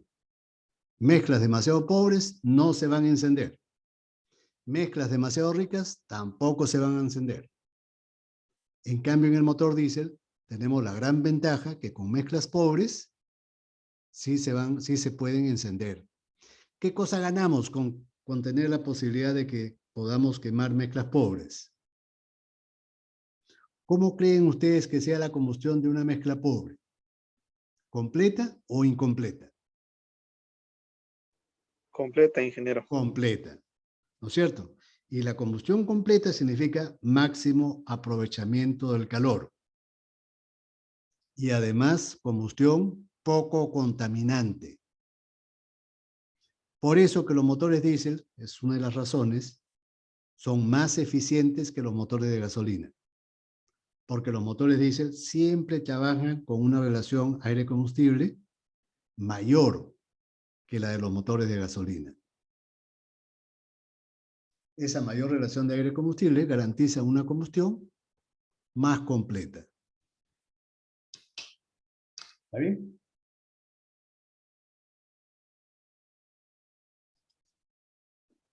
Profesor, disculpe, esa relación aire-combustible que nos favorece también se debe a la presión a la que está sometido, ¿no?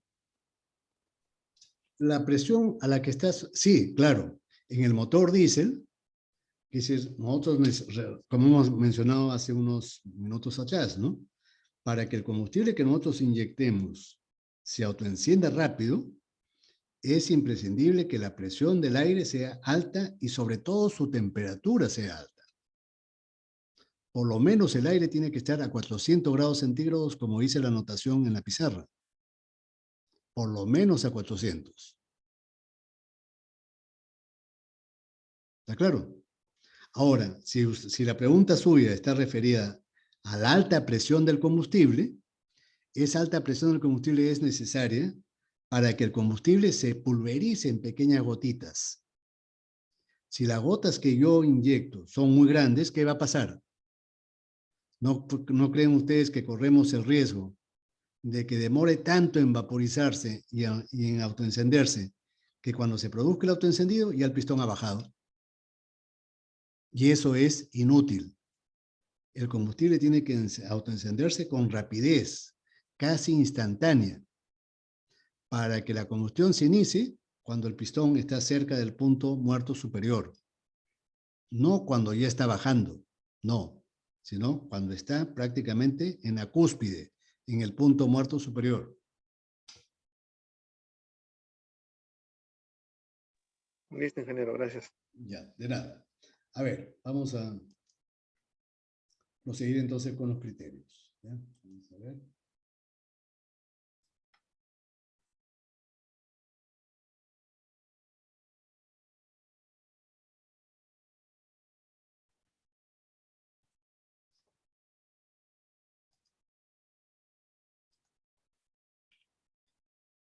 Vamos a saltearnos después regresamos.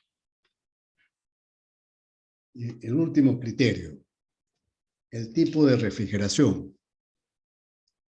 Habíamos mencionado que desde el punto de vista termodinámico, la refrigeración no es algo que produzca un efecto positivo. La refrigeración implica sacar calor del sistema, ¿no es cierto? Estamos enfriando a la sustancia de trabajo. Y todo enfriamiento en una máquina provoca que su eficiencia baje, su eficiencia térmica.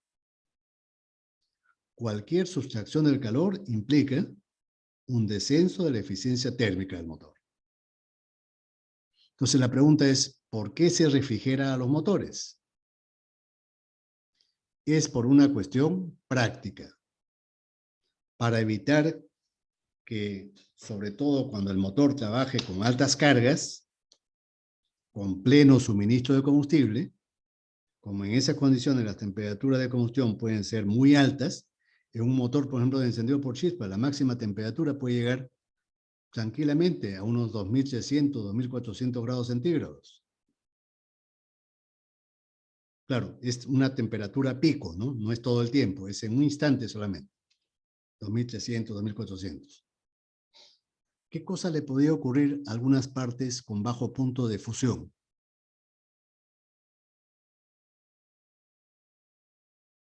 Hay partes, por ejemplo, en el motor que son de aleación de aluminio. ¿Y el aluminio a qué temperatura funde? El aluminio está fundiendo pues a unos 700 grados centígrados. Claro, esos 2400 que yo menciono que se alcanzan a combustión es un instante nomás, ¿no? Si fuera permanente, no habría motor que aguante esa temperatura. Se fundiría siempre. La cuestión es que acá la temperatura es pico, un solo instante, ¿no? Pero aún así, hay el serio riesgo de que las partes con bajo punto de fusión se fundan. Por eso que se utiliza la refrigeración. Y hay dos métodos, dos medios para refrigerar los motores. La más sencilla, pero que solamente está restringida a motores pequeños, es la refrigeración por aire. Motores pequeños, ¿no? Generalmente, pues, de motocicletas, de 2 tiempos o de 4 tiempos. Recuerden que las motocicletas actuales son de 4 tiempos. Solamente las antiguas, que ya no se producen, eran de 2 tiempos, ¿no? Sin embargo, a nuestro medio, todavía siguen entrando mototaxis, por ejemplo, con motores de 2 tiempos, de procedencia hindú, los Bayash. Esos son de 2 tiempos, hay de 2 tiempos y hay de 4 tiempos. Pero todos son refrigerados por aire. ¿Cómo me doy cuenta que son refrigerados por aire? Porque tienen estas aletas. aletas de enfriamiento. En el monobloc, en la culata, e incluso ustedes vean en el cárter, ¿no? Es para enfriar. ¿Qué ventajas tiene esta refrigeración por aire? ¿Cuándo se utilizan? Como ya lo he mencionado, se utilizan en motores pequeños. Los motores pequeños, como cualquier cuerpo físico, sólido, tienen la propiedad que mientras más pequeño es, más rápido se enfría. ¿Ya? Un cuerpo, mientras más pequeño es, más rápido se enfría. Por eso que nosotros, por ejemplo, si tenemos un producto, una papa, por ejemplo, caliente, y estamos apurados, ¿qué cosa hacemos? Lo cortamos en pedacitos la papa, ¿no? ¿Para qué? Para que tenga más superficie de transferencia de calor y se enfríe más rápido. En los cuerpos también ocurre lo mismo, que sería un motor. Si el motor es más pequeño, se enfría, tiene ahí una tendencia a enfriarse con mayor rapidez. Entonces, generalmente son motores de motocicletas o de máquinas portátiles. ¿Qué ventajas tienen estos motores? La primera ventaja es que como no pierde mucho calor, la eficiencia te ayuda a que la eficiencia térmica crezca un poquito. Como no se pierde mucho calor, la eficiencia térmica crece un poquito. Favorece al aumento de la eficiencia térmica. Pero hay una desventaja. Digamos, el régimen térmico del motor, en otras palabras, las temperaturas del motor, es bastante inestable en cuanto a su valor. Es decir, el motor va a tender por cualquier motivo a aumentar su temperatura o a bajarse. Es como es decir, un niño pequeño, por ejemplo. Un niño pequeño, su temperatura es inestable, ¿no es cierto? Puede subir en algún momento inesperadamente y también bajar. Porque rápidamente tiene esa tendencia a perder calor. En cambio, la temperatura de adulto es más estable. Entonces, hay ese peligro, ¿no? Es decir, que el trabajo es inestable en cuanto a su régimen térmico, a su régimen de temperaturas de las superficies. Puede producirse sobrecalentamientos con facilidad. Pueden producirse sobrecalentamientos. Cuando la motocicleta está detenida, entonces no hay viento. Y ese viento no impide de que el motor se enfríe.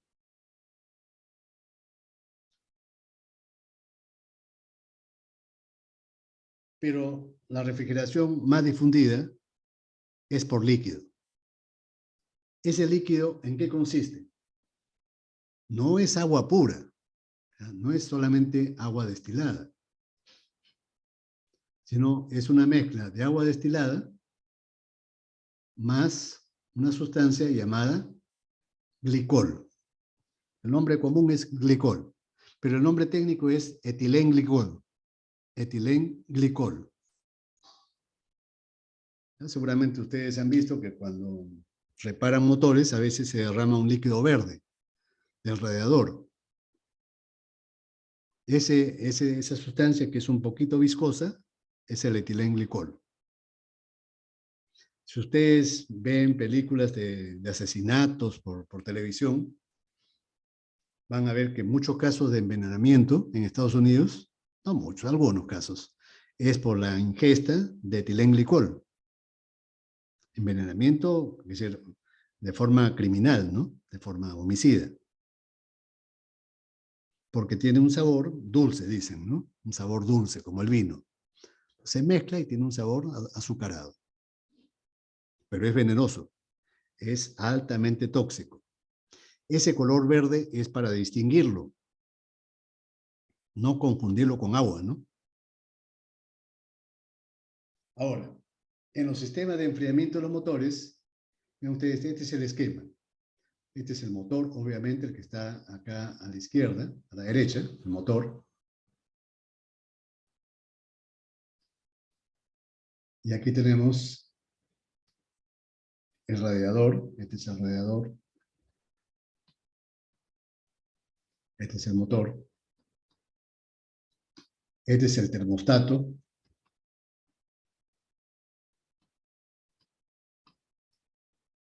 y un ventilador. Un ventilador. Cuando el motor está frío y el agua todavía no ha alcanzado su temperatura óptima de trabajo, entonces, ¿qué cosa ocurre? Aquí tenemos una bomba de agua. La bomba de agua se encarga de recircular el agua, ¿no? La bomba de agua se encarga de recircularla.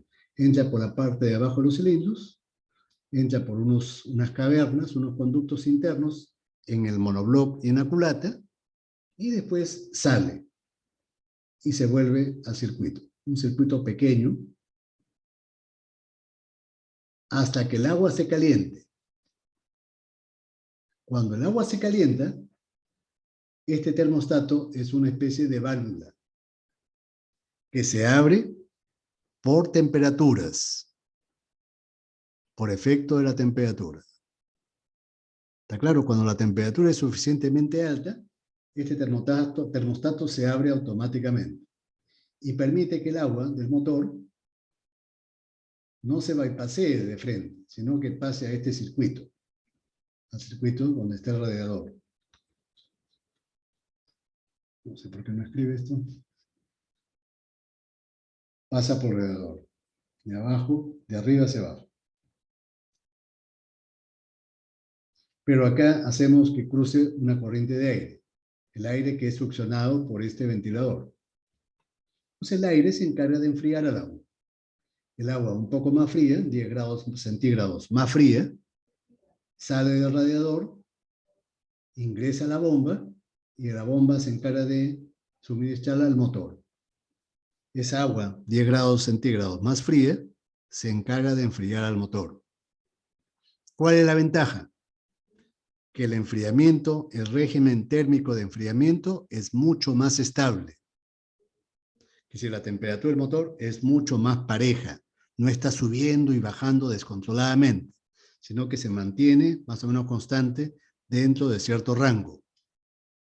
Esa estabilidad en el régimen térmico también proporciona una estabilidad en el funcionamiento del motor. El motor no se está acelerando y frenando solo. El motor trabaja más estable. Uno de los elementos que provoca esta estabilidad es el sistema de enfriamiento por líquido. ¿Está claro? La proporción entre el agua destilada y el etilenglicol más o menos es 50% de agua y 50% de etilenglicol. 50-50. A veces ya lo venden mezclado, ¿no? El agua con el refrigerante. Ese refrigerante, ¿qué objetivo tiene? ¿Por qué se le echa refrigerante? Ese refrigerante tiene la propiedad que su temperatura de ebullición es mayor a 100 grados centígrados. Y su temperatura de congelamiento es menor que 0 grados centígrados. Entonces tiene un rango más amplio de trabajo, ¿ya? Manteniéndose en estado líquido. Más de 100 y menos de 0. Sobre todo a nosotros nos interesa la temperatura de ebullición, ¿no? Es decir, no queremos que el agua comience a vaporizarse en el sistema. ¿Por qué motivo? Porque si el agua comienza a vaporizarse, la presión de ese vapor crece notablemente. Entonces, todas las empaquetaduras y sellos que tenga el sistema de enfriamiento van a fallar. Cuando el agua comienza a vaporizarse, la presión se dispara en el sistema. Y los sellos y seguros van a comenzar a fallar. Si fallan los sellos, el motor deja de enfriarse y se sobrecalienta, hasta que la empaquetadura de culata falle o algún elemento se funda. Por eso que en la actualidad se utilizan estas sustancias. Nunca se utiliza agua pura, sino agua con refrigerante. Tampoco, nunca agua de caño. ¿Por qué motivo? Porque el agua de caño es una agua dura, con sales. Esas sales, cuando el agua se enfría, se condensa y se forma una sustancia sólida, una costra, que se llama caliche. Caliche, como en las teteras, ¿no? En las teteras de agua, si ustedes ven, se forma una costra ahí dentro de la tetera. Ese es sulfato de calcio, ¿no? Ese sulfato de calcio es aislante térmico. Entonces, el sistema, si se forma el caliche en las tuberías del motor, ya el enfriamiento no es efectivo y el motor va a comenzar a recalentarse.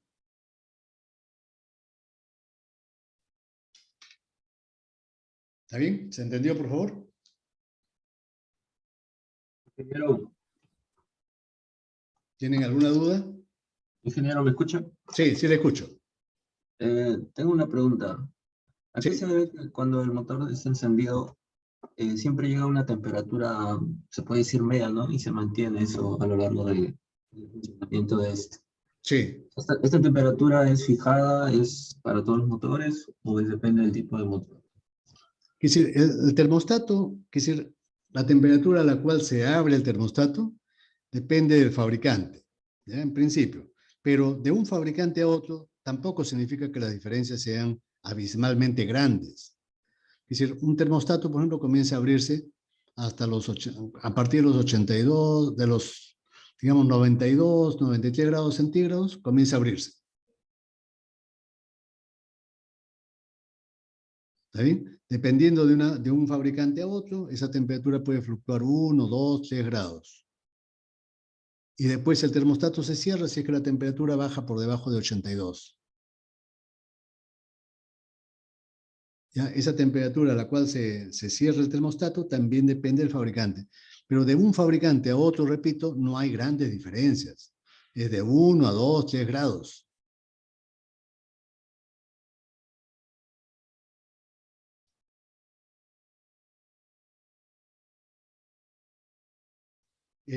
Los ventiladores en la actualidad son ventiladores eléctricos.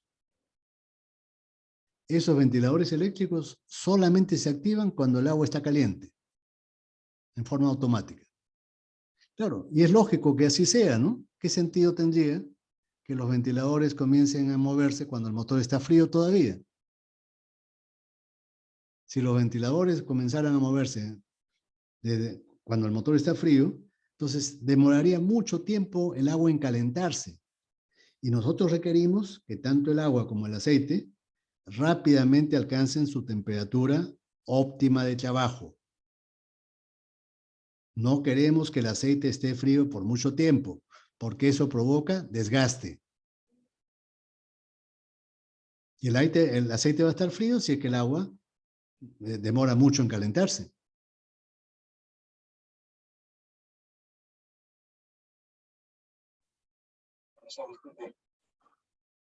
Sí.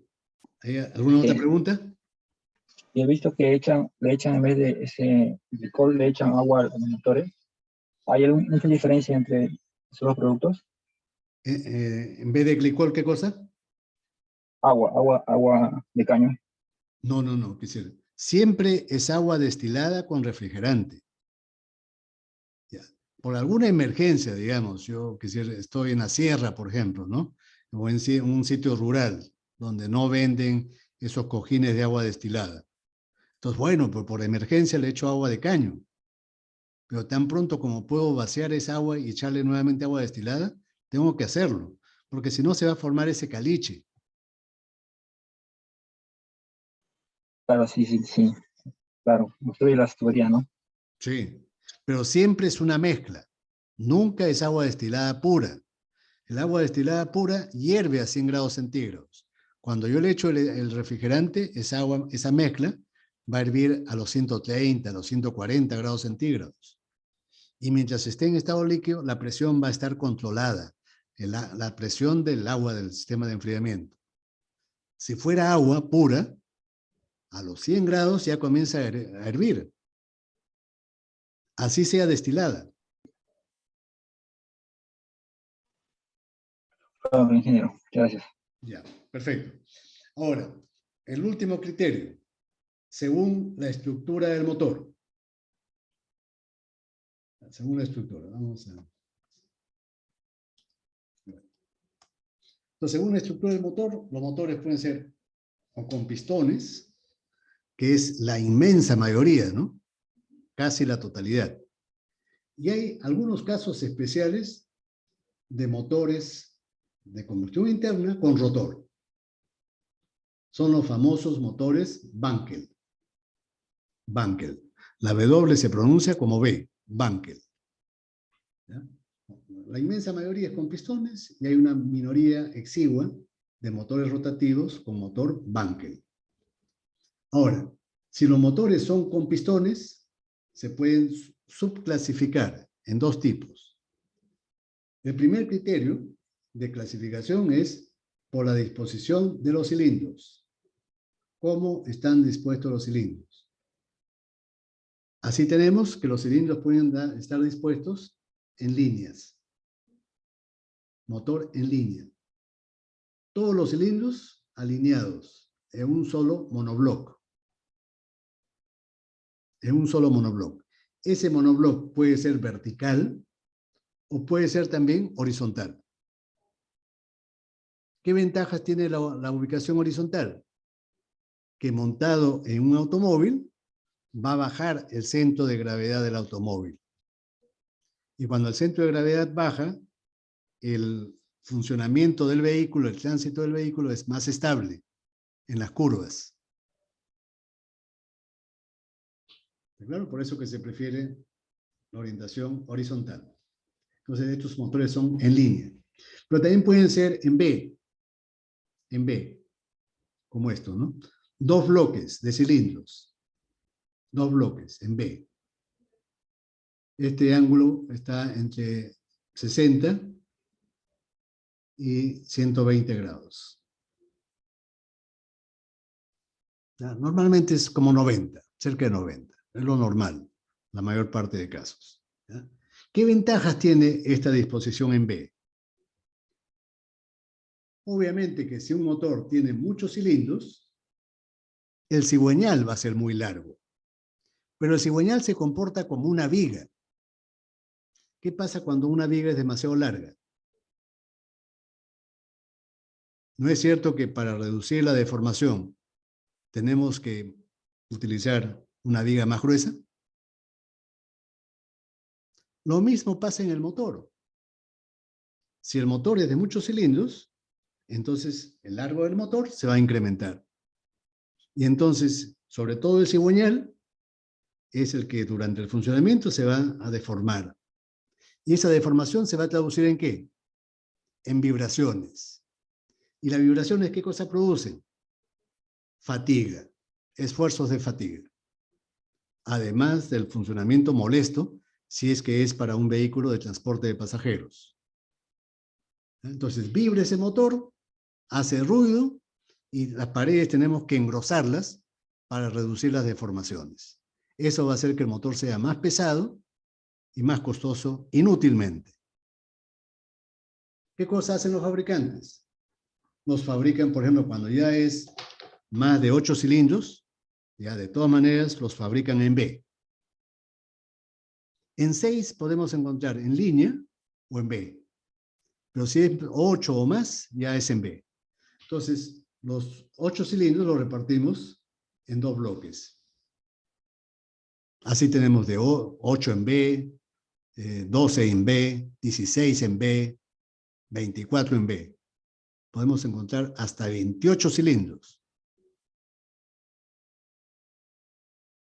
¿Está claro? Este motor es mucho más compacto. ¿Qué cosa significa compacto? Que para la misma potencia ocupa menos espacio y menos peso. Para la misma potencia. Tiene menores vibraciones. Vibra menos. Hace menos ruido. Claro, estructuralmente más complicado, ¿no? Pero eso compensa, que si todas las ventajas que he mencionado lo compensa. Otro esquema muy utilizado es la disposición de cilindros opuestos. Es decir, dos bloques de cilindros. 1 y 2. Dos bloques de cilindros. 4 cilindros. 2 a la izquierda, 2 a la derecha. Es como si fuera un motor en B. ¿Con qué ángulo entre bloques? 180. 180. Es como un motor en B a 180 grados entre bloques. ¿Por qué los hacen así? ¿Qué ventajas tiene eso? Porque también es un motor muy compacto. Si lo comparamos con el primero, es muy compacto. ¿No es cierto? Además que es plano. Eso hace que el centro de gravedad sea muy bajo. Eso ayuda a la estabilidad del vehículo durante su tránsito. Los motores Volkswagen, los antiguos escarabajos Volkswagen, eran así, con motores de cilindros opuestos. A esa disposición se le llama boxer. Boxer. O de cilindros opuestos. Y por último, otro caso muy frecuente, o era frecuente, mejor dicho, eran los motores con estructura radial. Radial. Estos dos. O estrella. Radial o estrella.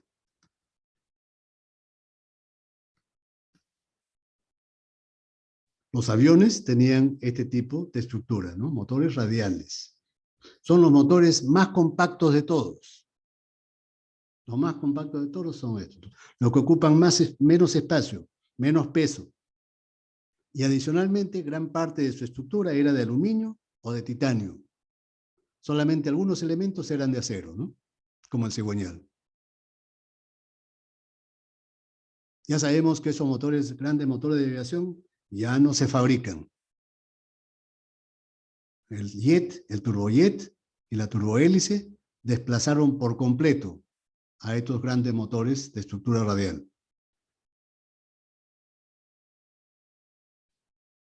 Y estos casos de acá ponen un motor, este es motor en U. Disposición en U. Este de acá es, ¿a qué letra se parece esta? Esta estructura, H. ¿qué? H. Disposición H. Este es U. El otro, el D, es la disposición W.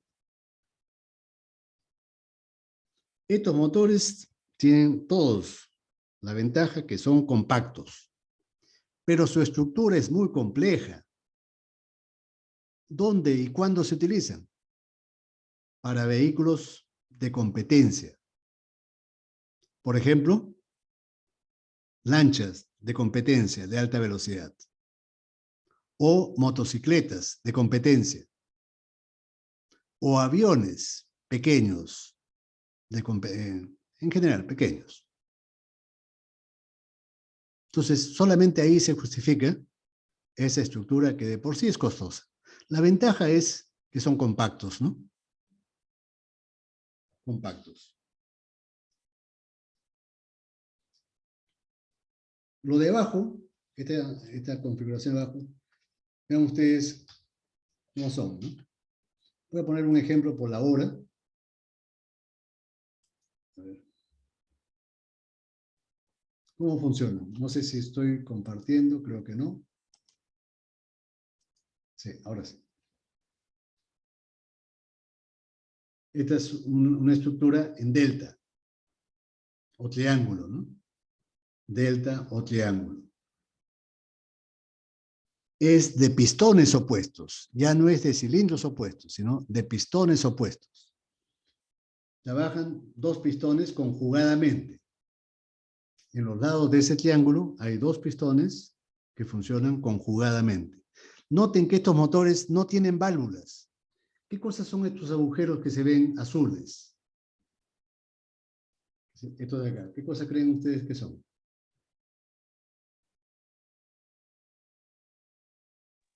¿Como las lumbreras? Lumbreras. Muy bien, son lumbreras. Estos motores trabajan con lumbreras. Y las bujías se encuentran acá en el medio. En el medio. Bujías. Estos motores también tienen la peculiaridad de ser compactos, pero muy complejos geométricamente, estructuralmente.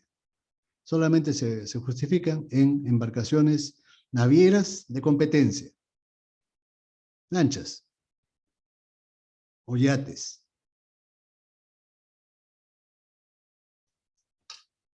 Yo particularmente nunca he visto un motor así. Solamente en el Google.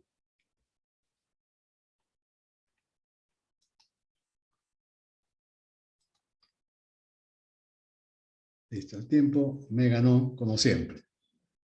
Ya. Entonces, aprovechando que está la mayoría de alumnos, yo por favor les invoco para mañana he programado la prueba de entrada. Esta prueba de entrada no forma parte de las notas que ustedes van a obtener al final del curso. Solamente son referenciales para mí. Por ejemplo, si yo noto que en algún punto de termodinámica, por ejemplo en ciclos teóricos, yo veo que la mayor parte no contesta, entonces en el capítulo correspondiente reforzaré ese capítulo, ¿no? O lo que es en mecánica de fluidos, o en lo que es experimentación. Es importante que den esto, por favor, y que lo den con toda responsabilidad. Nos han dicho que si asisten menos del 70%, la prueba no es representativa y no se va a tomar en cuenta. Entonces, para mantener la acreditación ABET, es necesario que los alumnos rindan su prueba de entrada. Repito, la nota que obtengan no se toma en cuenta en su promedio. Solamente es como referencia para mí.